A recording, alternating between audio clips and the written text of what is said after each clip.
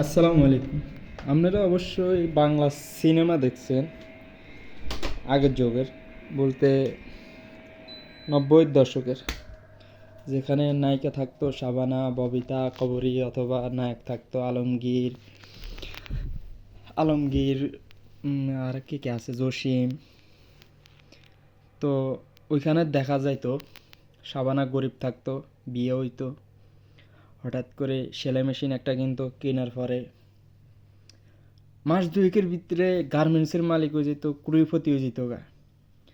Same Alamgir গরিব থাকতো, মাছ চিকিৎসা করাইতে হতো না, কি করতো, বেবি একটা কিন্তু, ট্যাক্সি একটা কিন্তু, অথবা আগে বেবি বলতো আর কি, নাহলে ঠেলা গাড়ি কিন্তু, কিনি ড্রাইভার হইতো, চালাইতে চালাইতে হঠাৎ করে কোটিপতি হয়ে যেত গা। এখন আসেন মূল কথায়। কিন্তু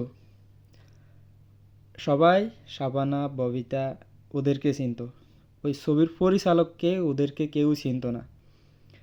ঠিক তেমনি বাংলাদেশে বর্তমানে সরকারি চাকরিতে যারা ড্রাইভার আছে, পিয়ন আছে, আমলা কামলা আছে, কি করে, চাকরি করে ড্রাইভার, হঠাৎ করে কোটিপতি, তাদের আলিশান বাড়ি, ছেলে সন্তান, ইউরোপ আমেরিকায় পড়ালেখা করে, গরিব মানুষকে দান করে। হে কিন্তু কয়দিন আগে হে গরিব আছিল,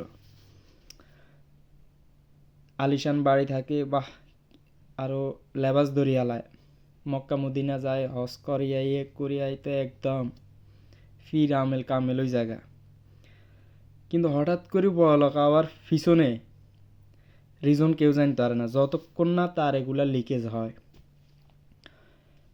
ওই যে বললাম, এই ড্রাইভাররা হঠাৎ বড়লোক হয়ে যায়, কিন্তু এর পিছনে যে রাঘববোয়াল বড় বড় কর্মকর্তারা থাকে, তাদেরকে কিন্তু কেউ খুঁজে পায় না, অথবা তাদেরকে কেউ দেখাও না।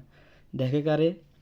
ওই যে আলমগীর, জসিমের মতো ওই ফুটি মাছগুলারে দেখে আর কি। ড্রাইভারে দেখে, ফিউনরে দেখে, ফিউনে এত কোটি টাকার মালিক হয়ে গেছে, ভাইরাল হয়ে গেছে। কিন্তু পিছনে যে বড় বড় কামলাগুলা আছে, সরকারি কামলাগুলা, জনগণের জন্য যে রক্ষিত কামলাগুলা, ওগুলারে আর কেউ খুঁজে পায় না।